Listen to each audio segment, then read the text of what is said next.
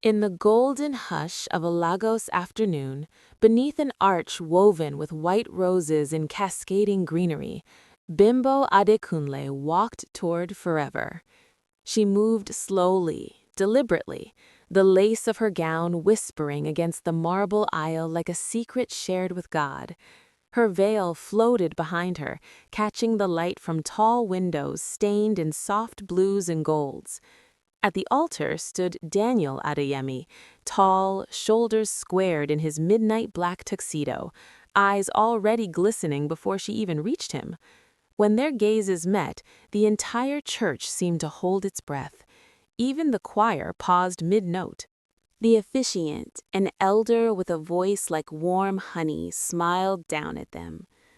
Do you, Daniel Adeyemi, take Bimbo Adekunle to be your lawfully wedded wife, to have and to hold, in sickness and in health, for richer, for poorer, till death do you part?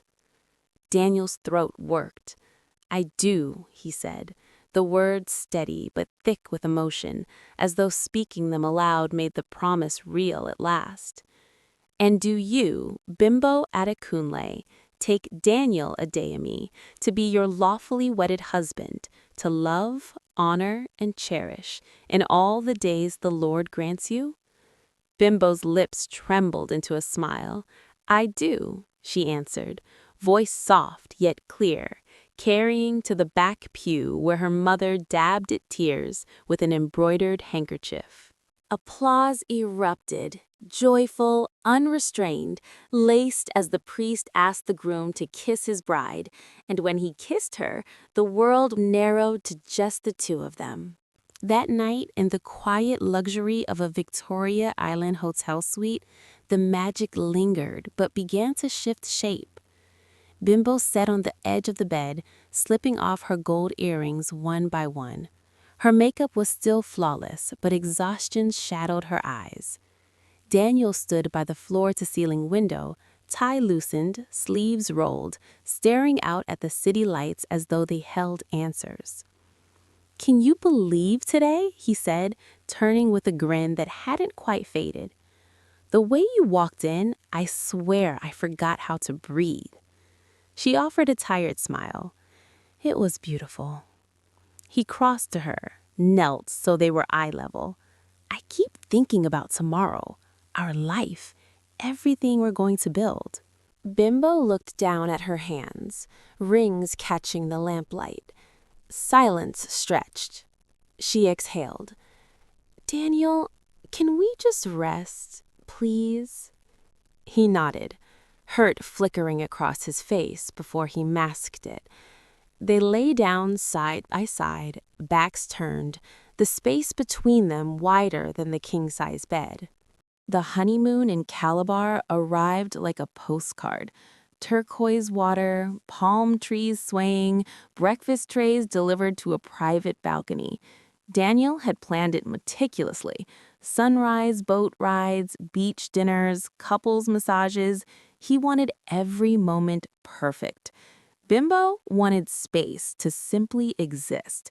One morning, he bounced out of bed at dawn, already dressed. Boat at 9, then breakfast by the shore. I booked the best table. She groaned into her pillow. Daniel, it's our honeymoon, not a schedule. I just want us to enjoy it, he said, softer now. And I want to breathe. They sat apart on the sand that afternoon, waves rolling in like unanswered questions. Daniel finally broke the quiet. You make it sound like I'm reckless. You make it sound like planning is a problem. A long pause. This isn't about the boat, is it? He asked. Bimbo drew her knees up. No, I'm scared. Of what? Of losing control, of struggling, of waking up one day and realizing love wasn't enough. Daniel's shoulders dropped. He moved closer. I grew up feeling trapped by responsibility. My father worked himself into the ground providing. Spontaneity, it reminds me I'm alive. They looked at each other then, really looked, and something seemed to click open. They experienced a new sense of fragile but real understanding. Back in their Lekki apartment, reality settled like dust after Hamatan. Dishes piled in the sink, Bimbo scrubbed plates while Daniel scrolled on his phone in the living room. "You didn't do the dishes," she said, voice flat. "I was going to." "You always say that." He set the phone down harder than necessary. "You always criticize how I do things." Silence landed heavy. Later that night, Daniel returned with 2 steaming mugs of tea. He set one beside her on the couch. Peace offering. She took it, fingers brushing his. "I don't want us walking on eggshells around each other. I don't want you feeling like you're carrying everything alone," she whispered, eyes shining. "Then let's learn," he said. Slowly, together. They leaned into each other, heads touching, breathing in sync. The months that followed were not a fairy tale, but a quiet forging. They started weekly check-ins, notebooks open on the dining table, talking about money, dreams, hurts. They laughed over burnt jollof rice, apologized after sharp words, prayed together at night with hands clasped.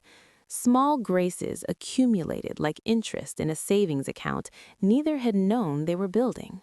1 year later, they returned to that same hotel room. The space felt smaller now, not because it had shrunk, but because they had grown into it. Bimbo stood by the window, city lights glittering below. Daniel came up behind her, arms circling her waist. "Funny how this place felt so big that first night," she murmured.